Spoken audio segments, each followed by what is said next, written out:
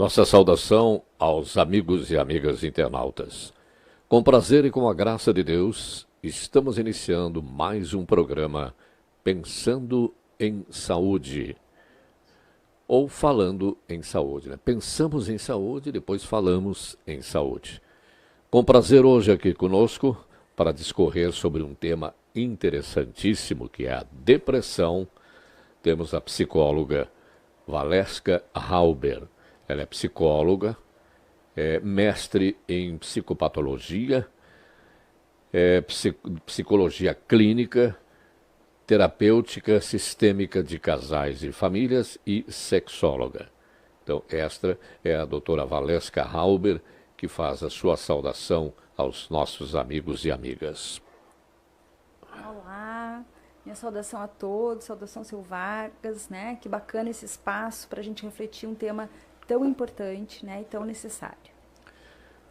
Conosco nos trabalhos técnicos de áudio e vídeo, o irmão Aldo Pimentel e o jovem Jonathan Nascimento. Desejar muito obrigado pela companhia de todos e esperamos que tudo o que aqui falarmos seja do proveito espiritual dos nossos amigos internautas, espiritual e físico. Pois, como falei anteriormente, vamos abordar o tema depressão. E este é um tema que está atualmente praticamente sendo movimentado em todo o Brasil.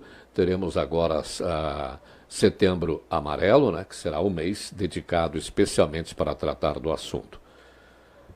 Doutora Valeska, o que é a depressão? Então, né, a depressão é uma doença grave. Hoje, Vargas, ela é considerada a doença que mais abala a qualidade de vida das pessoas. Se nós pensarmos um pouco, né, se os ouvintes refletirem, muitas vezes a gente tem um adoecimento, né, mas consegue ainda ter humor, trabalhar, se relacionar com qualidade. Já no caso da depressão, isso não acontece, né? Nós temos, quando acometidos de depressão, uma doença que atinge muito a qualidade de vida, a qualidade de relacionamentos, né? E é uma doença que tem alguns sintomas, né, para você aí de casa poder reconhecer, poder pensar se isso já, em algum momento já fez parte da sua vida, de alguém conhecido, né, para que a gente possa de fato enfrentar, né, com qualidade a depressão e preveni-la, o que é muito importante. Então, a depressão é uma doença que tem sintomas que abalam então o comportamento, né? Há um retraimento social muito grande. É um retraimento social, aquela pessoa que por vezes era comunicativa, tinha grupos, fazia visitas, né, tinha atividades sociais, ela se fecha, se isola num crescente cada vez mais.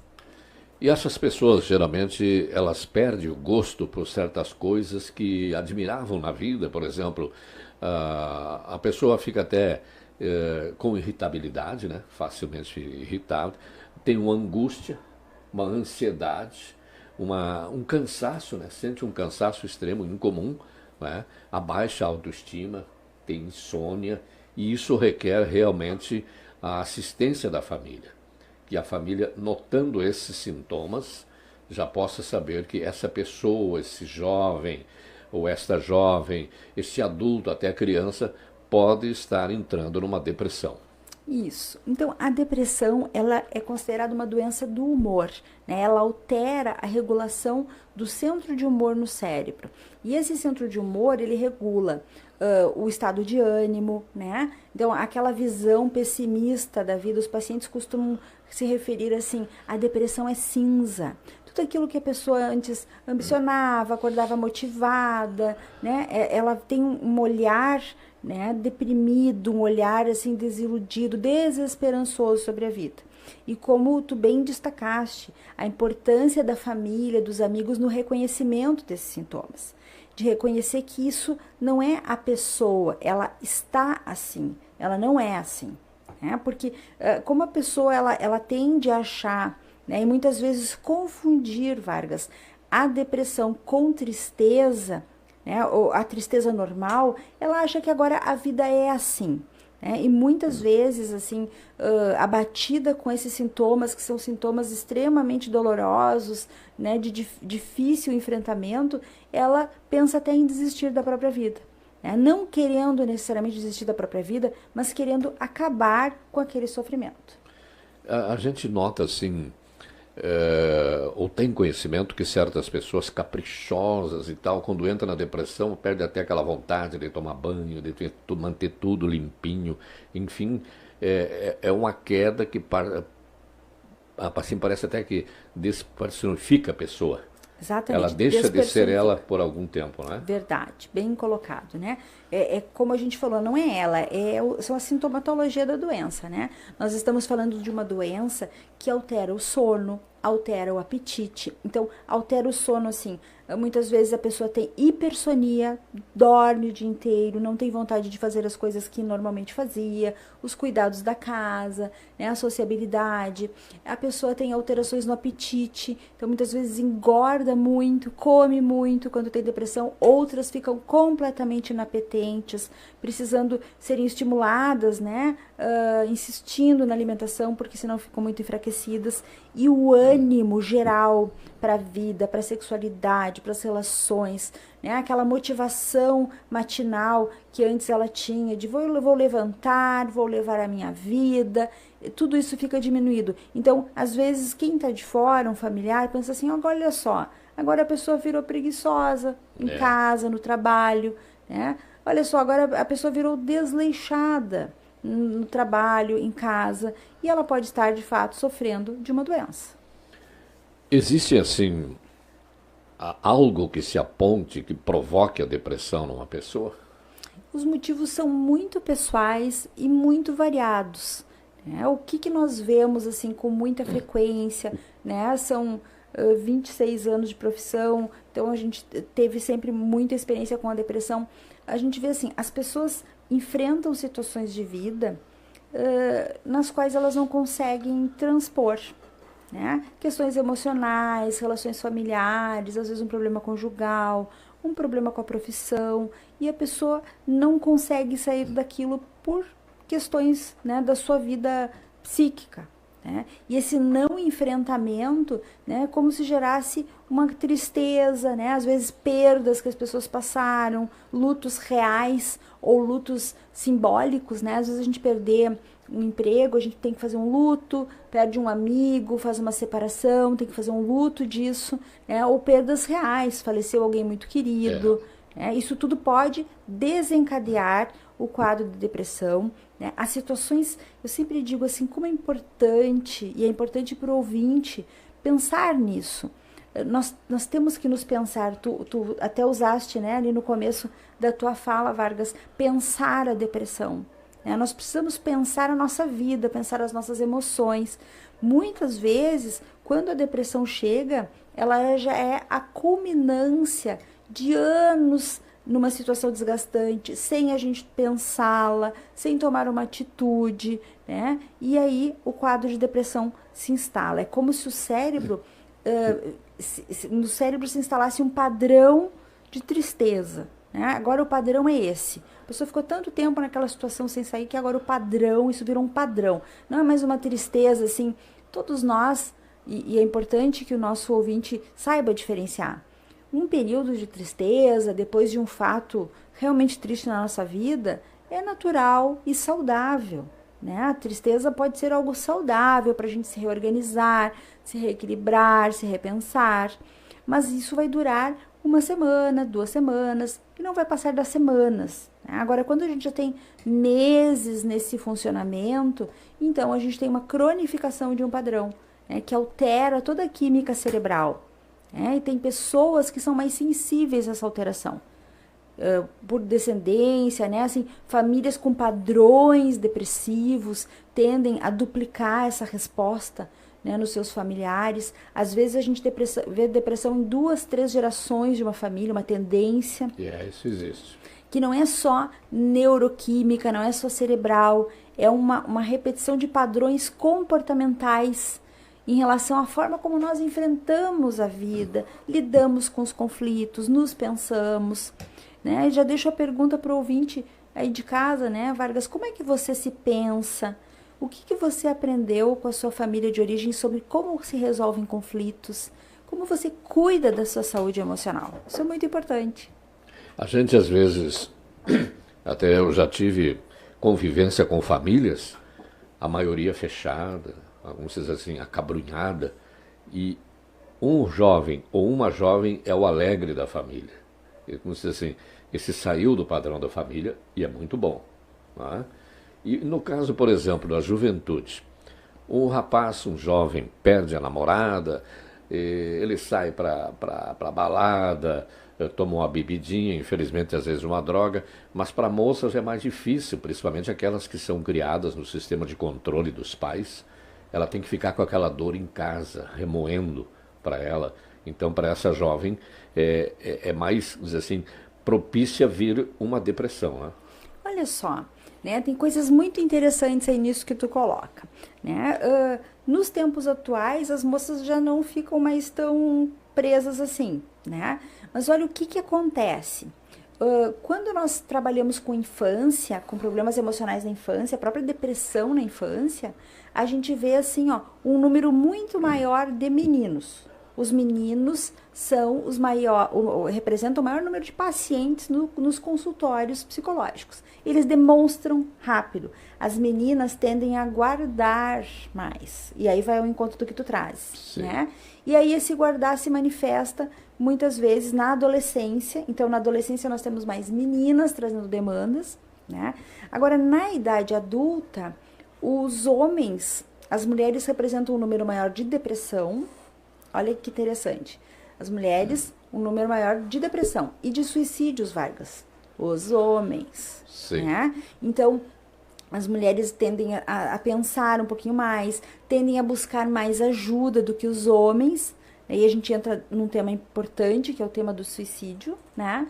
Nós temos um suicídio a cada 40 segundos. Então, desde que iniciou o programa, nós já tivemos vários suicídios acontecendo no mundo, né? E nós temos o Brasil com dados alarmantes e temos o Rio Grande do Sul, né, como um estado que tem um número mais elevado de suicídios. Né? Então, nós temos aí uma demanda importante para a gente pensar o que acontece aí. E estarmos atentos a isso, né? O que acontece que os homens se suicidam mais? Tem a questão do impulso, né? E tem a questão também de não terem buscado, se aberto para buscar ajuda num tempo hábil, né? A mulher às vezes se dá conta disso e pede socorro. Eu tive um exemplo e sempre digo, quando a gente nota a depressão numa pessoa, a gente tem que procurar ajudar. Tive um exemplo em Santa Catarina, trabalhava numa empresa, numa rádio da Sadia, e tínhamos uma faxineira, uma mulher do cafezinho, muito boa, assim, mas ela estava deprimida. E eu soube que o único menino pequeno que ela tinha, o marido levou junto, separaram, deu presentes e presentes para ele, levou para a fazenda, e ela ficou sozinha. E ela chegou e disse para mim um dia, seu Vargas, eu preciso muito falar com o senhor. Porque às vezes eu falava em Deus para ela, e a gente sempre naquela correria, tá, uma hora eu lhe chamo na minha sala. E deixei passar. Uma manhã eu cheguei e notei que não tinha cafezinho na minha sala e perguntei para a funcionária, a mulher do cafezinho não veio hoje? Não, ela se enforcou ontem à noite. Eu fiquei, sinceramente, com um peso na consciência. Imagina. Por que eu não dei atenção para ela? Uhum. Por que eu fui adiando aquilo, né? Uhum. Ela sempre vinha na minha sala trazer o cafezinho, procurava entrar no assunto, mas a gente sempre naquela correria, né? Ficou para depois, eu disse, meu Deus, poderia ter ajudado ela. Então, a gente tem que evitar que aconteça isso. Claro. Né? E tu tens feito apontamentos muito interessantes sobre o tema, Vargas, né? Porque olha só, como anda o mundo hoje em dia, né? Vocês que estão nos ouvindo, a vida é muito corrida, nós temos cada vez mais demandas, né? Às vezes ouvir uma pessoa, nós não temos essa capacidade de escuta, ou temos essa capacidade de escuta diminuída. Né? Se vocês prestarem atenção, assim, como são os diálogos hoje em dia? As pessoas não escutam as outras. Basta alguém dizer assim, ó, a pessoa até pergunta por educação, como você está? Uhum. Eu estou bem, né? Uma semana passada eu tive uma gripe muito forte. Rapidamente a gente escuta aquele que era para ser ouvinte dizer, menina, também tive. E a minha foi assim muito ruim. Eu tive febre, eu fiquei de cama, como se dissesse foi pior que a tua, né? Aí a pessoa diz, e o meu pai, né, também adoeceu. Estou lidando com os meus pais. As pessoas querem falar de si. Sim. E elas não se escutam e não escutam umas às outras. E esse acolhimento. Muito bem, continuamos então com o nosso programa. Falando em saúde, tivemos um problema técnico com descargas elétricas devido à instabilidade do tempo, né? Com chuva que está acontecendo agora, nesse momento aqui na cidade de Carazinho, e tivemos a interrupção do nosso programa. E voltamos com a doutora Valesca, que estava falando sobre depressão e um item até que a gente tinha abordado, doutora. Então, voltamos, né? Os problemas de comunicação fazem parte das nossas vivências e a gente falava justamente em comunicação. O que acontece, né? Falávamos de como as pessoas se escutam um pouco e tu tinhas trazido aquele exemplo, né, de alguém que se suicidou e tu ficou pensando o quanto seria importante a pessoa ter sido ouvida. Então, escutem as pessoas, estejam atentos, né, ao que elas têm para falar, percebendo tristeza, puxem a conversa, deixem-nas falar. Você não precisa saber o que dizer, você precisa saber escutar. O fato da pessoa ser escutada já alivia, até porque quando a pessoa fala, ela se escuta também. Então, deixe a pessoa falar, mostre interesse, né? Não deixe passar essa possibilidade da pessoa se sentir melhor ou mesmo sinalizar a necessidade de ajuda ou perceber que precisa ser ajudada. Então, nós temos muito a fazer como familiar, como amigo, como comunidade na prevenção ao suicídio e na prevenção à depressão. Muitas vezes a gente fala, eu sou amigo do fulano ou amigo da fulana. Mas será que a gente é amigo para ter paciência ao ponto de escutar? Que é o mais interessante, né? Amigo não é aquele para convidar para uma janta, para isso. É também. Mas o fator psicológico é importante, né? Que a gente tenha paciência, que, digamos assim, dedique uns minutos ou até mais horas para ouvir essa pessoa. Que é importante o tipo de desabafo que ela faz. E aí a gente se pergunta, né? Tu sempre provoca temas muito importantes aí, Vargas, porque assim, a gente se pergunta como anda a nossa contemporaneidade no quesito escuta e no quesito, assim, amizade real, né? Num ambiente, assim, cheio de amizades virtuais, todo mundo aí com 5.000 amigos no Facebook, né? Muitos contatos, muitas relações. E, na verdade, as pessoas, de fato, elas se sentem sós, né, muitas vezes, e não têm amigos reais. Aquele amigo que realmente se importa, que realmente visita, que realmente abraça, que realmente olha no olho e quer saber, de fato, como você está. E provoco também aos ouvintes, Vargas, né, como é que estão as suas relações reais, as suas relações reais. Você está cuidando da sua teia, da sua rede de relacionamentos? Isso é muito importante para a manutenção da saúde emocional. E um fator de adoecimento, nós somos seres sociáveis, nós precisamos da relação. Nós nascemos e nos constituímos como seres, como pessoas, nos humanizamos a partir das relações que a gente estabelece com a família inicialmente. Sem isso, nós não nos humanizaríamos. A gente não nasce nem humano, a gente se humaniza. E é sempre em relação. E a gente adoece quando a gente se afasta das relações reais, né? E deixa de perceber, viver esse interesse genuíno, essa troca que as amizades podem ter, que as relações têm. Nós já tivemos algumas pessoas aqui que estão acompanhando o nosso programa, agora com essa queda que deu aí dos descargas elétricas, perdemos alguns nomes aqui. A senhora Rosana Petri Flores, também uma outra senhora, desculpe, não lembro o primeiro nome, agora é Xavier, muito obrigado pela companhia. O Severino da Cruz também está acompanhando o nosso programa. Janice Ferreira e Neuza Martins, obrigado pela vossa companhia. Doutora, no cérebro da pessoa, existem campos no cérebro, partes que é da tristeza, da alegria. E ali, onde é que entra a depressão? Logicamente que junto com a tristeza. Uhum. Então, o centro nervoso, né, o local do cérebro é o centro do humor, que regula a tristeza, a alegria, o bem-estar, o ânimo, né? Então, é esse centro que fica afetado. Ele fica afetado quando estamos tristes e ele entra num padrão de funcionamento quando estamos deprimidos, né? Então, a depressão, ela é algo diferente da tristeza, é algo que já cronificou e que vai, então, gerar sintomas padrão, né? Um depressivo aqui, um depressivo no Japão, ele vai ter, né, salvo as suas diferenças individuais, a sua história de vida e os motivos que causaram a depressão, ele vai ter sintomas parecidos, né? Mas é importante que a gente perceba isso, né? E hoje em dia a gente tem, assim, uma atuação importante, né, das medicações que ajudam a ativar nos momentos de crise, a acelerar a neurotransmissão no cérebro, né, qualificando, melhorando, esbatendo esses sintomas e melhorando a qualidade de vida do paciente, para que ele possa, então, se pensar ou fazer a sua terapia, né, ser ajudado a refletir sobre os motivos que geraram esse adoecimento. Eu sempre digo assim, Vargas, que as pessoas, elas saem melhores da depressão.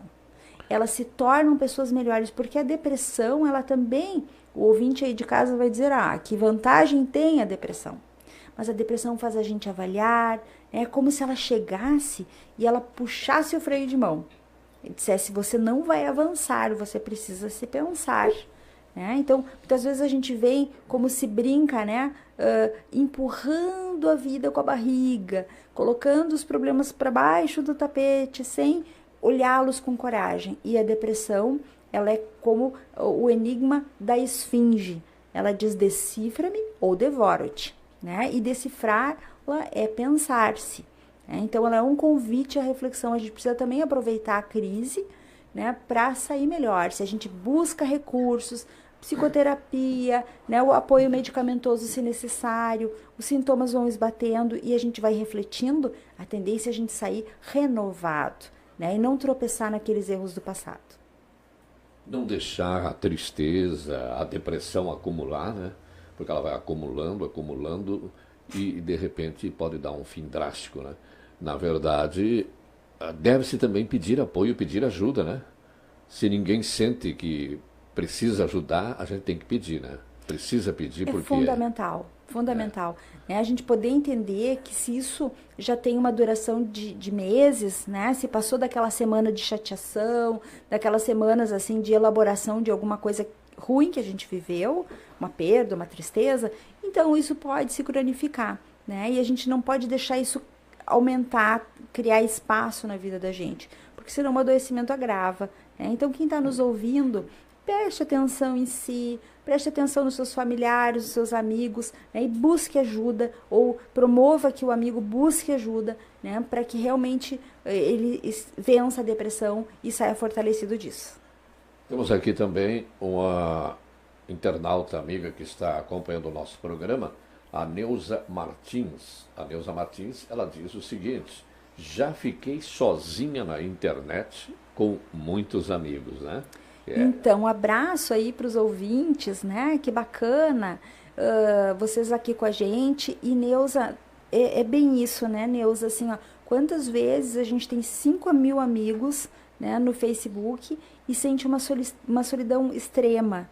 Então, o amigo real, ele é muito importante, né? E na correria, no cansaço do dia a dia, às vezes a gente se afasta disso que nos revigora, né? Que faz parte da nossa essência, que são os amigos de verdade, os bons momentos com os filhos, os bons momentos com a família, né? Essa conexão com aquilo que nos constitui de fato, né? As redes sociais podem ser ótimas, mas também elas têm um outro agravante, Vargas, né? Que é a máscara da tristeza. Veja bem, ninguém vai para o Facebook e diz assim, a minha vida não é fácil. Hoje eu tive um dia de cão, hoje eu estou me sentindo feia, hoje eu estou me sentindo gorda, eu estou sem dinheiro, eu estou com problemas conjugais, eu estou triste e desanimada, meu trabalho não foi bom, né? E essas são reações, sentimentos humanos presentes na vida de todas as pessoas em algum momento, né? E aí a gente entra no Facebook e vê a melhor foto ainda editada, de rostos lindos e felizes, né? De famílias de comercial, né? Aqueles comerciais assim que mostram as famílias felizes sempre, as pessoas só nos seus momentos de êxito. Então, o impacto disso para quem já está se sentindo sozinho e deprimido é se sentir mais isolado ainda. É como se a pessoa dissesse, gente, eu realmente sou um fracassado, porque eu estou cada vez mais distante desse estereótipo da felicidade, que a gente sabe, né, na maioria das vezes, não é tão real assim. A senhora, com a sua experiência, já aconteceu da senhora estar num grupo de pessoas e observar, certamente a senhora como psicóloga observadora, sentir que uma pessoa, pelo seu olhar, pelo seu jeito, ela deve estar, quem sabe, com um início de depressão? Como você disse, né? A gente tem assim um certo ranço profissional, né? E a gente observa, assim, observa, né? Porque compara como a pessoa era, como ela está, né? Daí, claro, a gente não se vê só eventualmente, fica na dúvida se é só uma tristeza passageira ou se é um quadro de depressão. Mas os sintomas ficam claros, né? Principalmente nisso que a gente falou, o retraimento social, né? Hoje, agora há pouco atendi um menino de 11 anos e depois conversei com os pais e eu sinalizei para a família. Eu digo, olha só, né? O vértice da conversa dele, as falas dele são falas de desistência e desânimo. Os colegas não são bons, não são legais, não adianta, não adianta, né? Por que tu não foi lá brincar? Por que tu não fez isso? Não adianta, eles não deixam. Então, movimentos de desistência que eu sinalizei para a família. Não é uma depressão, né? O menino não está com depressão, mas ele precisa ser trabalhado nessa forma de olhar a vida. Um adulto, né, muitas vezes nos sinaliza assim, nada dá certo, né? Só falas pessimistas. A gente sabe que tem momentos mais difíceis, né? Mas a esperança fica sempre junto quando nós estamos bem. Né? Quando a gente abandona a esperança, então é um sinal. Outra coisa que você comentou muito bem antes, Vargas, é assim, ó. A maior parte das pessoas acha que os deprimidos têm que estar chorando pela rua, né? E muitas vezes os deprimidos estão mascarados, às vezes em postagens maquiadas no Facebook, né? Onde, assim, uma insistência em mostrar que está bem, né? Uma necessidade de mostrar que está bem, né? Um disfarce, assim, da realidade, uma falta de conexão e de profundidade nas relações, para não mostrar-se.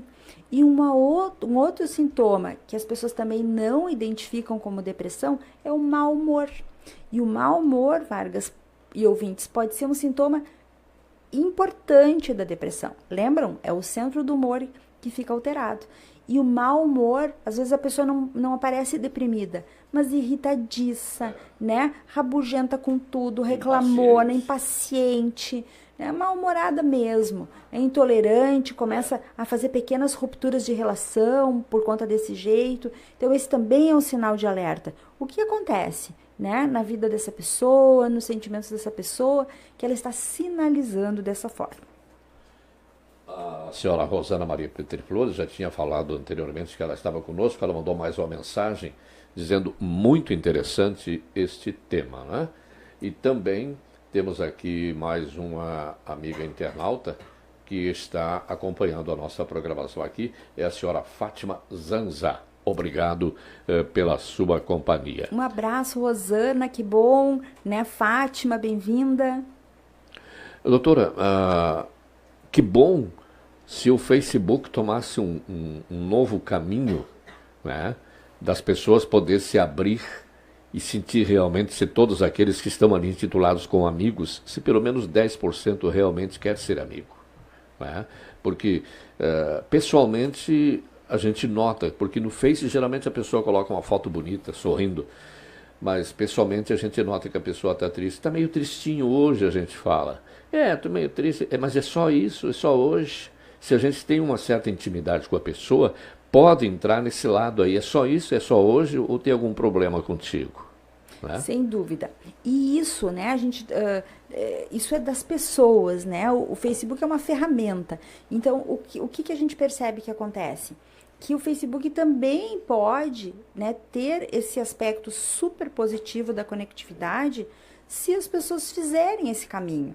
Então, a importância da gente também estar atento, né? Agora, se nós tivermos lá 5.000 pessoas desinteressadas, desligadas, né, enfim, desvinculadas, a gente pode dizer que está cortando os pulsos e isso vai virar só mais uma manchete sensacionalista.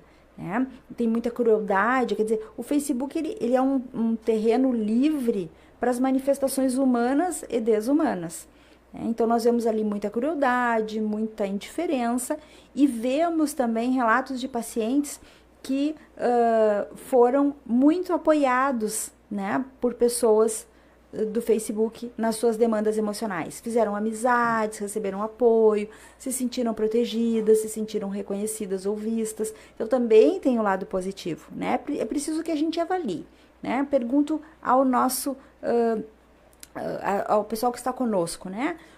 Como é que é na tua vivência? O Facebook, ele te faz sentir assim, sozinha, né? Ou realmente tu tá tendo ganhos com isso? E esse tempo que tu passa, ele mais te nutre efetivamente ou ele mais te isola das coisas importantes da vida? São perguntas que a gente não deve deixar de se fazer. Às vezes temos pessoas hospitalizadas ou em casa que não recebe visita e a pessoa está ali, às vezes até um caso pouco grave, e fica pensando, pô, ninguém vem me visitar. Aí também pode começar uma depressão e tristeza, e isso não é bom para o tratamento de saúde física, né? Com certeza, né? Nós somos feitos de vínculos. O bebê humano, ele não sobrevive sem o outro, né? Eu acho que Deus já nos manda uma mensagem aí, né? Porque ele nos criou incompletos, ele entrega um bebê humano inacabado, com o seu sistema nervoso central aberto, para que ele termine de se envolver aqui a partir dos vínculos e dos cuidados que ele recebe, na melhor hipótese de uma família, né? Então, ele lega o fim da obra para nós, né? E ele, então, nos coloca uma verdade muito importante desde o começo da vida. É assim, vocês não sobrevivem sozinhos. O nosso bebê humano é completamente indefeso. Diferente de outras espécies que sobrevivem sem a mãe, cuidadores, o nosso bebê humano não sobrevive. E aí, ao longo da vida, nós vamos nos constituindo, vamos crescendo, vamos nos organizando como seres a partir das relações, das aprendizagens com as relações. E chegar numa idade, né, na velhice, que é um período assim de muita vulnerabilidade, sem bons vínculos, sem uma teia de relações que nos proteja, e aí tem uma série de pesquisas que mostram o quanto os idosos, né, que têm mais vínculos, e às vezes esse vínculo não é com a família, porque a família talvez não consiga, né, mas ter um bom vínculo com a igreja, com o pessoal do clube, com os vizinhos, né, com outros amigos, com outros grupos, é fundamental. Nós precisamos de teia. Às vezes, o Facebook e o WhatsApp até protegem nesse sentido. Se uma pessoa está completamente isolada e ela faz algum contato, revê um amigo de infância, né, protegem. Mas tudo tem a ver com o uso real, né, da ferramenta e a nossa capacidade real de sermos humanos, acolhedores, de fato. Fatos acontecidos na vida, digamos, de uma criança, quando bebê ou até ainda no ventre da mãe, podem trazer futuramente, levar para essa criança um caso de depressão. Eu conheci um caso de uma mãe que entrou em separação com o marido e, conversando com a filha, tentando ganhar a filha e botar a filha contra o pai, disse que o pai insistiu para que ela fizesse um aborto enquanto estava grávida. E a menina entrou em depressão por anos e 2 vezes na juventude ela tentou suicídio. Isso é drástico, né? A nossa história de vida, né, e tudo aquilo que a gente viveu, quanto mais precoce a idade na qual nós vivemos situações difíceis, maiores as marcas, né? Então, tudo que aconteceu na nossa gestação, na primeira infância, no primeiro ano de vida, é extremamente significativo e impactante. São as primeiras aprendizagens, né? São a primeira formação e estruturação dos vínculos que a gente vai ter com a vida, né? Porque a família, a mãe, enfim, o pai, eles representam a vida. A criança não distingue como é que aquelas pessoas são o pai e a mãe. Ela entende que essas pessoas são a vida, o mundo, né? E ela vai estabelecendo conexões aí. Então, mamães deprimidas, né, conflitos familiares, né, familiares que não estão dispostos ao vínculo, ao cuidado, ou que não sabem se vincular, não conseguem se vincular e acolher esse bebê, realmente, né, deixam marcas que reverberam vida fora. Muitas vezes a gente vai tratar uma pessoa que tem uma crise de depressão aos 60 anos e sempre voltamos lá no passado para ver as origens, as marcas que ficaram, que muitas vezes são reeditadas lá na vida posterior, né? Elas têm um fator desencadeante que é atual, mas tem marcas e dores muito presentes lá na vida precoce, na infância. Sempre tem, né? Uma coisa importante também é assim, o que a gente aprende sobre como se cuidar? Faço a pergunta para o ouvinte agora. O que você aprendeu sobre o autocuidado, sobre cuidar-se bem, sobre cuidar da sua saúde emocional com a sua família de origem, né? Muitas vezes a gente não aprendeu, a gente simplesmente segue a vida sem esse cuidado. Então é muito importante, porque isso vai determinar a forma como a gente vai lidar com as adversidades. Também conheço uma senhora que é deprimida, já tem uns 70 e poucos anos, e tem 4 filhos também que sofrem de depressão. Então é o clima da família que vive, né? Isso é triste. Então precisa ter muito cuidado nisso, né? E graças a Deus, quando aparece uma pessoa, como se diz, antenada e nota aquilo para ajudar essa família. Sem dúvida, né? Então, a família, ela nos ensina tudo, né? Família é algo determinante. Todos os padrões a gente aprende com a família. Então, nós aprendemos com a família como lidar com conflitos, como lidar com o cuidado, como é que a gente lida com a tristeza. Deixa eu fazer uma pergunta para você que está nos assistindo. Como você lida com a tristeza? O que você aprendeu na sua família quando alguém passava por uma situação difícil? Todos passamos, né? Eventualmente. Como as pessoas reagiam? Elas se entregavam, elas lutavam, né? Elas se afundavam numa tristeza sem fim, elas se suicidavam. O que elas faziam com a tristeza? Elas buscavam ajuda, não buscavam ajuda, né? Onde buscavam ajuda? Então, isso tudo fica muito marcado no nosso know-how, né? De possibilidades de enfrentamento da tristeza depois ao longo da vida. Também a forma como a gente lida com conflitos. Já pararam para pensar sobre isso? Como a família da gente lidava com os conflitos? Porque conflitos, né, pessoal, são coisas inevitáveis na vida da gente. Em diferentes setores, em algum momento a gente vai passar por conflitos pessoais, interpessoais, conflitos nas relações de trabalho. E aí, como é que a gente está, ou não está, instrumentalizado para lidar com o conflito? É importante, assim, ó, a gente se dar conta como é que a nossa família lidava com conflitos. Todo mundo se afastava e não falava nada e não resolvia, né? Todo mundo brigava muito, discutia e era um horror, era um caos.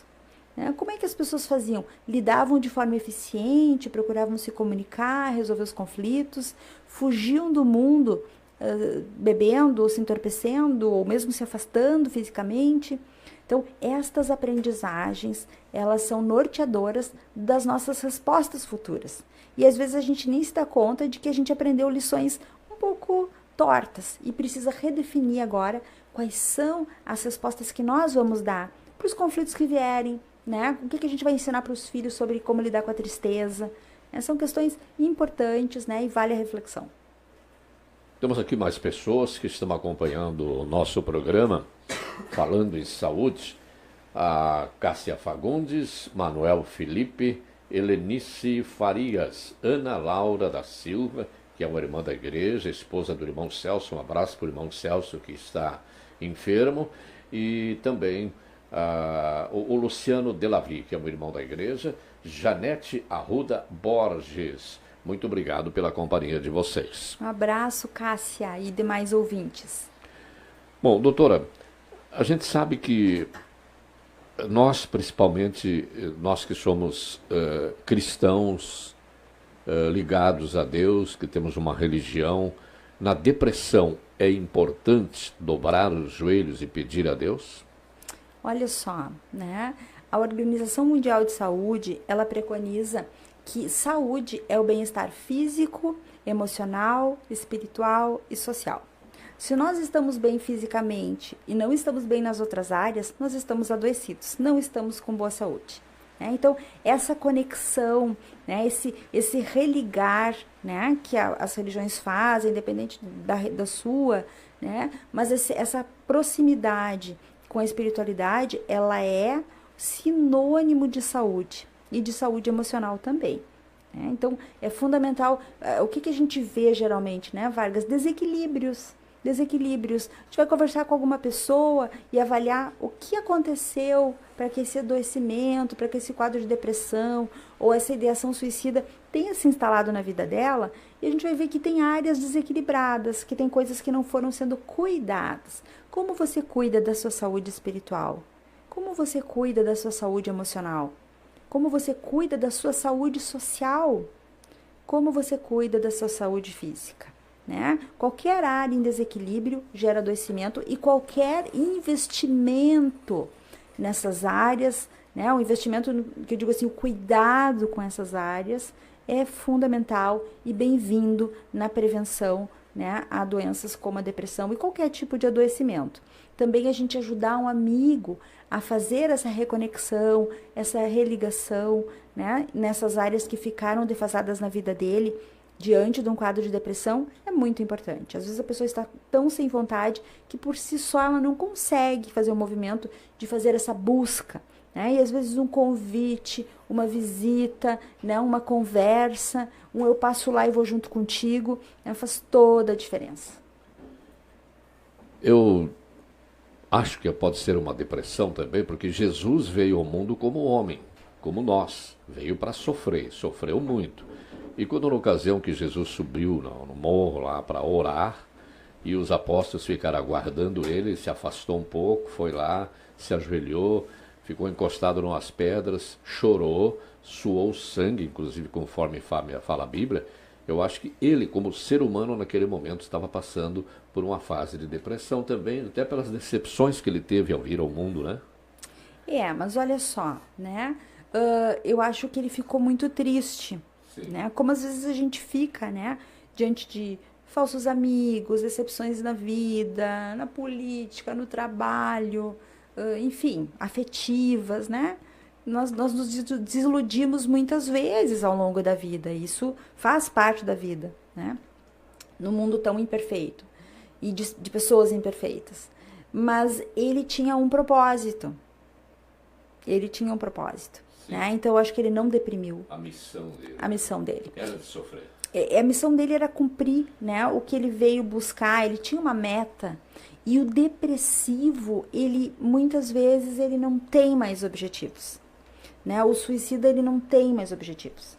Né? Então, eu acho que isso, quando a gente tem metas, objetivos, está conectado com aquilo que deseja fazer, deseja viver. Quando a gente se conhece, a gente até se decepciona, chora porque somos humanos, né? Se afasta um pouco às vezes, mas a gente retoma a vida, porque os nossos valores, os nossos princípios, os nossos objetivos são maiores. Então, esse também é uma fala muito comum, sabe, Vargas? Quando a gente escuta depressivos.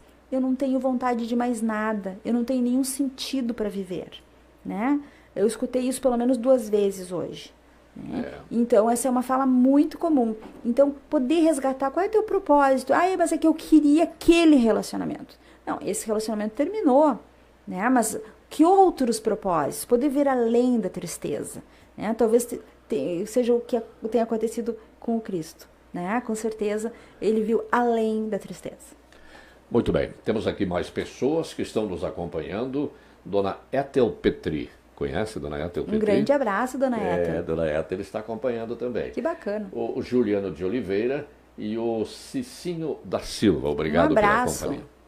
Bom, a decepção profissional, eu acho que quanto mais tarde ela acontece na vida da pessoa, a consequência é pior. Eu tive 2 ou 3 colegas de rádio e televisão que perderam o emprego, foram demitidos e antes de 1 ano depois disso, acabaram falecendo. Um saiu de uma grande emissora, tá certo, ele talvez fez alguma coisa que não devia ter feito, mas tomaram uma atitude radical, demitiram, ele foi para uma outra que não era tão grande, ficou 3, 4 meses e faleceu. E outros 2 que aconteceram a nível nacional também, e a pessoa parece que dá um desespero, né? Não espera aquilo a vida toda ali dedicando para aquela empresa e na certeza de que trabalhou bem e de repente a decepção da demissão, não é? Então, Vargas, olha só, isso acontece muito mesmo, é muito frequente. Talvez muitos, né, dos nossos espectadores hoje tenham vivido ou conheçam pessoas que viveram isso, né? Mas assim, a questão profissional, ela é uma questão pessoal, né? Tanto que às vezes a gente vê um adolescente com dificuldade para escolher a profissão, né? É sempre uma dificuldade para definir quem ele é, né? Então a gente coloca muito daquilo que a gente é na nossa profissão. A gente trabalha as melhores 8 horas do dia, os melhores 35, agora 40, né, anos da vida da gente, e isso ocupa, né, são os 35 melhores anos da vida da gente, geralmente, que a gente tem mais saúde, mais pique. Então, quando a gente tem uma decepção nessa área, isso impacta toda a vida, né? É uma redefinição, assim, não é só da profissão, é assim, quem eu sou, né? E como é importante a pessoa sempre se dar conta de que ela pode ser muitas coisas e de que ela não está atrelada a um papel profissional somente, né? De que ela é o mesmo ser que exercia aquela função, né? Que ela tem outras funções. E quando a vida da pessoa estava muito atrelada à vida profissional, a vida pessoal estava meio desinvestida, a vida espiritual meio desinvestida, a vida social meio desinvestida, então daí parece que ela perdeu tudo, não é? Porque ela tinha o maior investimento ali. Daí, de novo, voltamos à questão do equilíbrio. Os idosos chegam a certa idade, parece que eles sofrem um isolamento da própria família, né? A família tem outras atividades, como a gente vê, às vezes, até o pessoal postando fotos de um idoso sentado e todo mundo ao redor no celular. Sim. Né? E o idoso fica isolado. Ele também pode, e inclusive pessoas que, digamos, da mídia, que quando viveram aquele auge da sua profissão, eram badalados, chegavam no restaurante, o dono do restaurante até sentia um prazer, nem cobrava a janta e tal, né? E depois passou. Aí, uma semana depois que parou de trabalhar, foi no restaurante, a atitude já foi diferente, né? Isso aí também é triste. Isso, né, entra aí no rol das frustrações, né? É muito decepcionante, é triste, né? Mas, de novo, entramos na questão do equilíbrio e na questão dos cuidados com a saúde emocional. Pensar é fundamental, né? Assim, ó, quantas vezes a gente olha o Facebook, as redes sociais por dia? Horas, né? Tem aqueles aplicativos lá que verificam quantas horas as pessoas passam, 6, 8 horas em média conectadas, né? E quanto tempo a gente se conecta por dia com os nossos sentimentos, com aquilo que nós estamos sentindo, tá? Então, assim, você parou hoje para pensar como você está? Como é que está a tua vida? Se ela está em equilíbrio nessas áreas que organizam a nossa saúde, né? A social, a espiritual, a física, a mental. Como é que você está em relação ao seu trabalho, em relação à sua família, em relação aos seus amigos, em relação à sua atividade física? Enfim, se a gente para, né? E eu vejo por mim, entendo que talvez com vocês não seja muito diferente, raras exceções, eu não paro todo dia para pensar nisso, né? Mas penso com frequência, e eu acho que o pensar com frequência faz a gente se frustrar menos. As frustrações são inevitáveis. E chegar a alguns patamares da vida com menos tendência a se decepcionar, porque a gente vai entender que a gente não vai ser um trabalho, não vai ser, né? A gente vai ser muito maior do que isso, né? E vai ter mais vínculos e mais histórias para contar, né? Os amigos de verdade, eu acho que são, assim, pessoas muito preciosas, né? Os bons vínculos familiares, às vezes nem sempre é possível, mas que bom quando a gente pode contar com bons vínculos familiares, né? E sempre pensar assim, não, mas se eu não tô com bons amigos aqui, não tô com bons vínculos familiares, eu preciso cuidar disso. Eu preciso me inserir num grupo, eu preciso me inserir, né, em uma comunidade, enfim, onde eu possa resgatar isso, encontrar isso, porque isso é fundamental para a saúde. E a pessoa que entra no trabalho da psicologia, uma psicóloga, nos seus primeiros anos de trabalho, às vezes ela pega um caso assim meio escabroso, meio triste, ela também sente alguma reação nela? Que pergunta, né? Será que sente? O programa Saia Justa, né? Não, é assim, ó.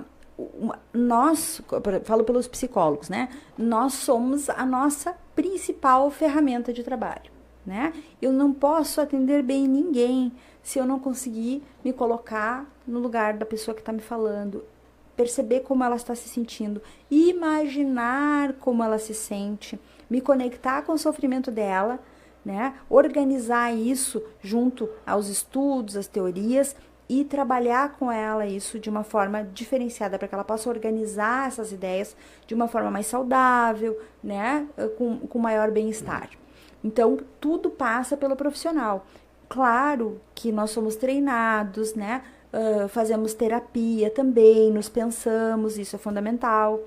Mas claro que tem situações muito pesadas e muito dolorosas. Eu sempre digo assim, quanto maior o peso, né, maiores tem que ser as levezas também que a gente vai ter ali adiante, né? Os cuidados que a gente vai ter com a gente também são muito importantes. Eu acho assim, uma coisa semelhante a um cirurgião. Pegou uma pessoa que está com um problema grave, até sente aquele problema, fica até com compaixão da pessoa, mas se esmera no planejamento do tratamento dessa pessoa, né? Exatamente, exatamente. Né? Então, poder, e ao mesmo tempo, se o cirurgião não cuida da sua saúde, ele também não vai poder operar bem, né? Então, esses dois aspectos são importantes. Muito bem, a senhora Dircélia Antunes, é da nossa Igreja Adventista, também está acompanhando um grande abraço, Dircélia. Bem, amigos, passou a hora, doutora, seriam diversas consultas, né? Passou a hora, foi muito bom, foi ótimo. E agradecemos a sua presença aqui, que foi importantíssima, né? Assuntos que certamente tocou em muitas pessoas que estão ligadas com a gente. E como os nossos amigos internautas ainda não estão acostumados com este horário do programa Falando em Saúde, é o terceiro programa que nós fazemos, né, seu Aldo? Então, nós esperamos, logicamente, que quanto mais o pessoal vai acostumando nesse horário de quinta-feira, 8 horas da noite, com o tempo, este acompanhamento dos nossos amigos internautas será maior. E o pessoal pode assistir o nosso programa no Facebook, entrando no Facebook em Adventistas Carazinho. Adventista, sem o S, né, seu Aldo? Adventista Carazinho. E no YouTube também pode assistir a reprise do programa pelo YouTube TV Adventista Carazinho. Ou ainda pelo site. As pessoas podem entrar pelo site, né? tvadventistacarazinho.com tvadventistacarazinho.com. Doutora Valesca, muito obrigado pela sua presença aqui. Realmente importantíssima. E creio que no futuro, se a senhora aceitar, vamos voltar a conversar, que teremos mais pessoas que estarão acostumadas com esse horário. E como eu falei, as pessoas podem assistir a reprise desse programa pelo Facebook, YouTube e pelo site. Vamos repetir aqui, ó. Pelo Face, Adventista Carazinho. Pelo YouTube, TV Adventista Carazinho. E também pelo site, que é através do aplicativo, né? Podem baixar o aplicativo para assistir a reprise desse programa. Somos agradecidos pela sua presença mais uma vez. Parabéns pelo seu autoconhecimento, né? Muito obrigada pelo convite, eu que agradeço, né?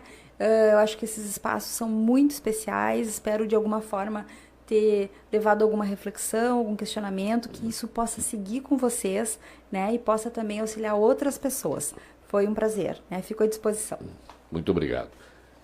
Então, amigos, estamos chegando ao final do nosso programa Falando em Saúde. Trabalhos técnicos de áudio e vídeo, com o irmão Aldo Pimentel e o jovem Jonathan Nascimento.